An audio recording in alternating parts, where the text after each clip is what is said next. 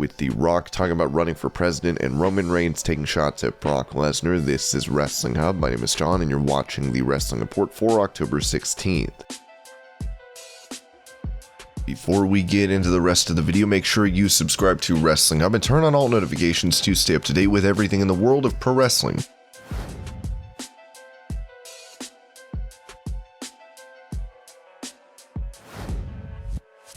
After 4 years on NXT, Adam Cole left WWE to sign with AEW. It was surprising that he did not even have a 30-day non-compete clause, which is standard for NXT contracts. Speaking to Sports Illustrated, Nick Jackson touched on how crazy it was for WWE to let him go. "I can't fully express the happiness I currently have, sharing a ring with Adam Cole again. His positivity and energy had really helped the morale in our locker room. I haven't stopped smiling since he showed up. When he arrived, it felt like we finally found that missing piece of the puzzle. The whole gang is finally back together. We hadn't worked together in 5 years, but the chemistry was still there. The dude is a star, and getting some of the biggest reactions I've ever heard. I'm still trying to figure that out. But even crazier than resurrecting the dead is letting a superstar walk away from your company to join the competition. Adam Cole does not only get to be with his friends in the Elite, but he gets to be in the same promotion as his girlfriend Britt Baker.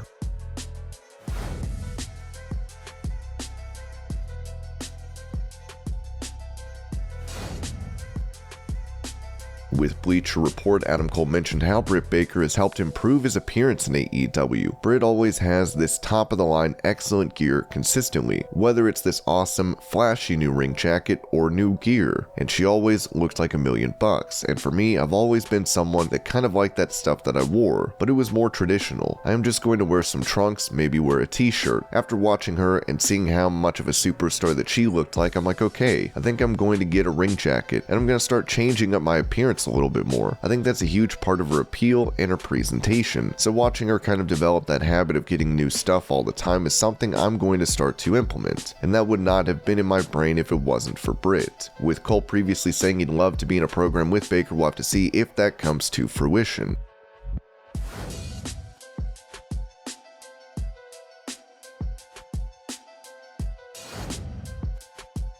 NXT 2.0 debuted last month, bringing many changes to WWE's tertiary brand. While these alterations were met with mixed responses in time, it could prove to be a step in the right direction. Speaking to Sportskeeda, Paul Heyman talked about NXT 2.0, saying there is no space for dead wood there. Every single person in NXT 2.0, if they don't earn their spot, if they don't earn their position, if they don't earn their place on the roster, they are gone. That's it. It's not happening. There is not going to be a lot of dead wood in NXT 2.0. They are either going to be a superstar for tomorrow, or they can ply their trade elsewhere. So I keep my eye on that entire roster because the future of WWE, the future of WrestleMania main eventers, the superstar that will main event the first WrestleMania in Moscow, or Havana, or on the moon is coming out of NXT 2.0. So I keep a very close eye on that product. With NXT now focusing on building big stars with little to no wrestling experience, this could either be a flop or a success.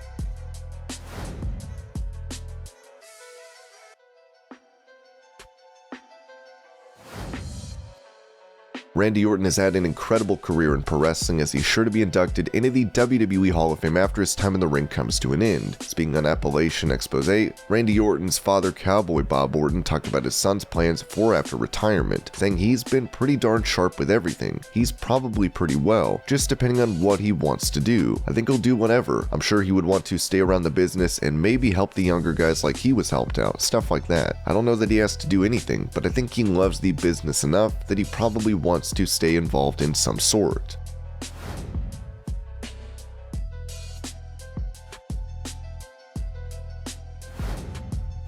On his podcast, Jim Ross talked about CM Punk's time in AEW and how he is incredible on the commentary table. He's a natural. Punk is a natural at doing commentary. There is no doubt in my mind, and one of my goals somewhere down the road would be to do a show on a regular basis with CM Punk. I think we could be terrific together. I know how he thinks, how he works. You can feed him things. I'm the point guard. I've got to get him the ball, and that's what I'd like to try and do at some point in time. I'm not knocking working with Tony or Excalibur, even though that's what it's going to be made to be.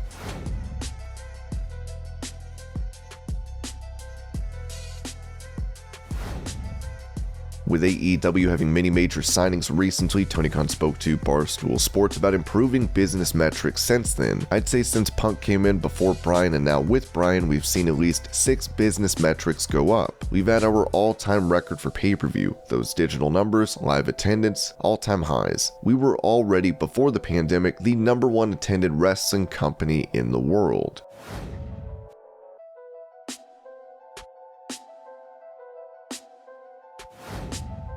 Speaking of the AEW president, he went on Busted Open Radio to talk about his notepad, which supposedly showed the card for the Full Geared pay-per-view being leaked online. I was doodling on my notebook and I saw a lot of people took notice of the notes in my notebook, which is pretty amazing because when you're walking around with full notes, you never think photographers are going to capture the small writing you've written down. I'm glad it wasn't anything more personal. It's funny that people run with assumptions on the internet these days. I've seen all these people jumping to conclusions that, oh, that must be the Full Geared card. It is true. I announced that Kenny vs. Hangman is the main event that we've all been waiting for with Full Gear. It's going to be a huge pay-per-view. It is absolutely booked.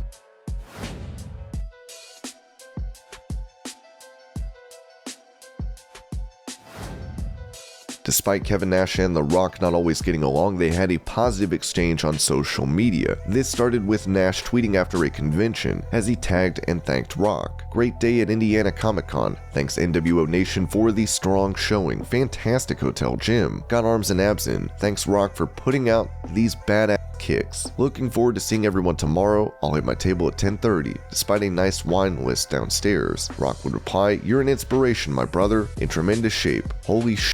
Way to raise the bar." Nash would react to this and even apologize for the issues they had previously. Following your lead, your work ethic is amazing, your filming schedule would kill most mortals, but the promotion for your films is the grind. You film and promote at the same time. Sorry I was such a dick to you when I came back in 02, just trying to keep my spot.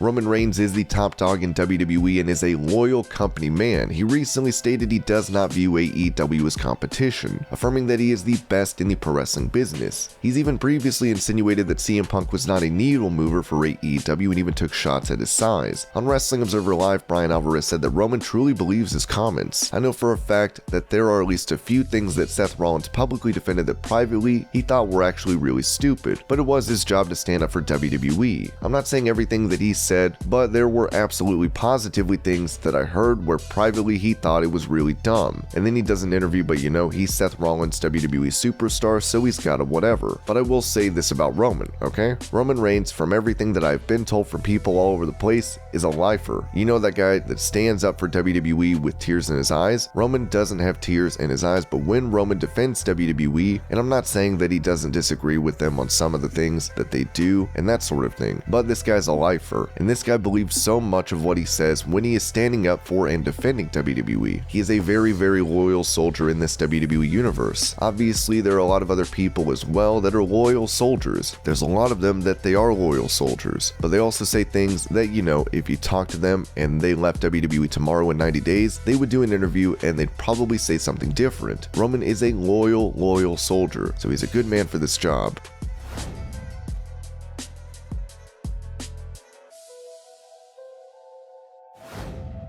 While The Rock is one of, if not the most popular actors in Hollywood today, many want him to run for President of the United States. With Vanity Fair, he mentioned researching the idea, as he had this to say about it. You know, at the end of the day, I don't know the first thing about politics. I don't know the first thing about policy. I care deeply about our country. I care about every American who bleeds red, and that's all of them. And there's no delusion here. I may have some decent leadership qualities, but that doesn't necessarily make me a great presidential candidate. That's where I am today. Back in April, a poll showed that 46% of Americans said they would support The Rock running for president, as he polled higher than every other celebrity candidate, including Oprah Winfrey, Angelina Jolie, and Matthew McConaughey. Rock, of course, responded to that poll earlier this year on Twitter as he wrote, "Not sure our founding fathers ever envisioned a 6'4", bald, tattooed, half black, half Samoan, tequila drinking, pickup truck driving, fanny pack wearing guy joining their club. But if it ever happens, it'd be an honor to serve the people." The Rock would even note during that interview that indicators are all very positive in, for example, 2024 and in, for example, 2028.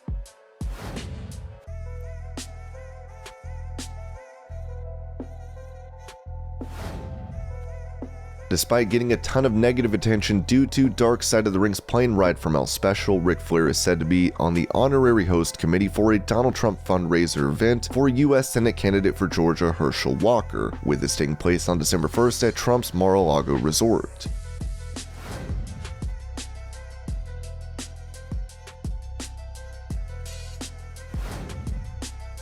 With them set to collide over the Universal title at Crown Jewel on the 21st, Roman Reigns talked about his opponent for the pay-per-view, Brock Lesnar, telling WWE UK that things have changed since Lesnar was last here. I think the most obvious thing is how the roles have reversed and how the whole dynamic has shifted 180, the direction of where each personality has been and where it is going, and also all the way through to the alliance of Paul Heyman. Everything has changed with me and Lesnar. In the past, Brock was probably the most prestigious Universal Champion we have had, definitely in terms of title reign, but that pales in comparison against what I have been able to achieve in the last year and a half. The planned finish for this match has been reported to be an interesting one, as the added element of Paul Heyman will make for an intriguing series of bouts between these two.